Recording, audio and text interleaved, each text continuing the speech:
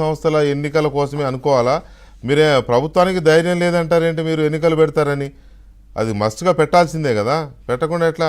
సాధ్యం కాదు కదా. రాజ్యాంగ ప్రకారం ఏదో ఒక లిమిటెడ్ పీరియడ్కి ఒక 3 నెలలో 6 నెలలో స్పెషల్ ఆఫీసర్ని పెడతారు, అంతేగాని ఎల్లకాలం పెడతా అంటే కుదరదు కదా.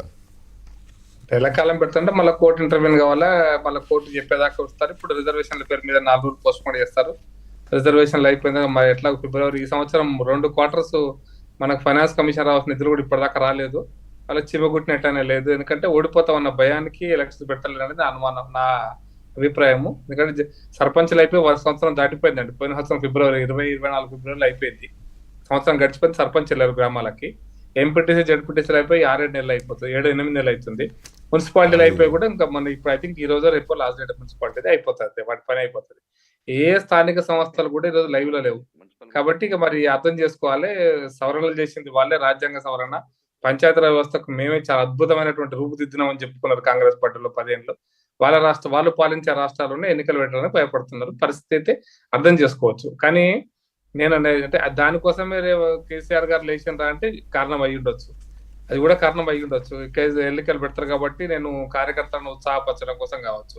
నేను ఇంతకుముందు చెప్పినట్టుగా ఇంత అంతర్గతమైనటువంటి పోరులో మనకు బయట కనపడదు వెంకటకృష్ణ గారు. వాళ్ళు అంటే మీరు అన్నట్టు ఒక రోజు హరీష్ రావు గారు ఒక దగ్గర ఉంటారు, కేటీఆర్ గారు ఒక దగ్గర ఉంటారు, కవిత గారు ఒక దగ్గర ఉంటారు. అంటే ఈ ముగ్గురే ఉన్నారు, ఇంకెవ్వరు కనపడతలేరు. మీరు అబ్జర్వ్ అది నిజమే కదా, అంతేలే, వాస్తవమే కదా. మరి అది ఈ ముగ్గురిలో ఆధిపత్య పోరాటం అని మేము అనుకుంటున్నామండి, ప్రజలు కూడా అనుకుంటున్నారు. ముగ్గురిలో ఎవరు నాయకుడు? కేసీఆర్ తర్వాత వాళ్ళ లెగసీ ఎవరిదే అనుకుంటున్నారు, వాళ్ళ వారసత్వం ఎవరిదని. అంటే ఆ వారసత్వ పూర్లోనే ఈ ముగ్గురు 3 దగ్గర తిరుగుతుంటారు. ఎవరికి రాని డౌట్ బీజేపీకి ఎందుకు వస్తుంది ఆ విషయంలో?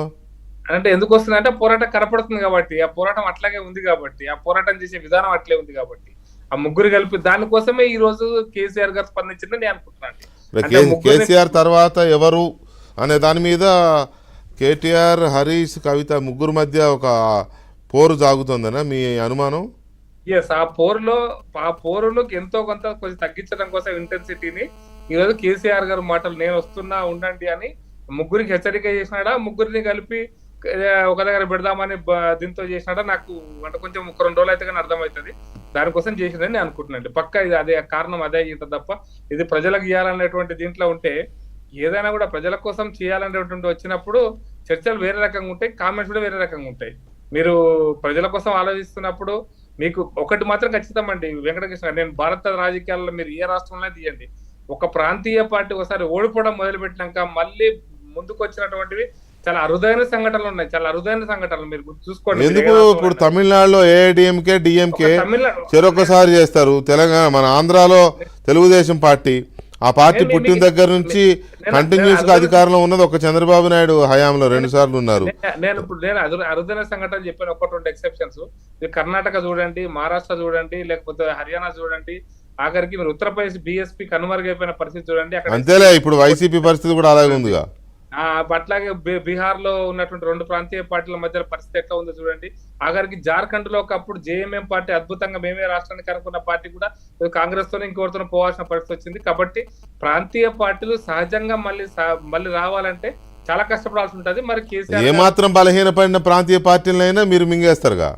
మేము కాదు సార్, మేము మింగేసాం అనుకుంటారు. మేము దేశ రాజకీయాలు ఒకటి గమనించండి. బీజేపీ గురించి చెప్తారు, మీరు సీనియర్ జర్నలిస్ట్ కదా. 1953లో ఆంధ్రప్రదేశ్ ఎన్నికలలో 53 ఎన్నికలలో ఇప్పుడు కాదు చెప్తున్నా 6 ప్రాంతీయ పార్టీలు, ప్రకాశం పంతులు గారు ఒకటి, ఎన్జీ రంగాది ఒకటి, జస్టిస్ పార్టీ ఒకటి, కాంగ్రెస్ పార్టీ ఒకటి, కమ్యూనిస్ట్ పార్టీ ఒకటి, హైయెస్ట్ 41 సీట్లు కాంగ్రెస్ పార్టీ గెలిచింది ఆ రోజున. ఎన్ని ప్రాంతీయ పార్టీలు? ఇది తక్కువ. ఈ దేశంలో మొదటి పార్లమెంట్ లో ఉన్న అన్ని ప్రాంతీయ పార్టీలు కనుమరుగైపోయినాయండి. 3-4 సీట్ల ప్రాంతీయ పార్టీలు 30 ఉండే ఫస్ట్ పార్లమెంట్ లో 1951, 52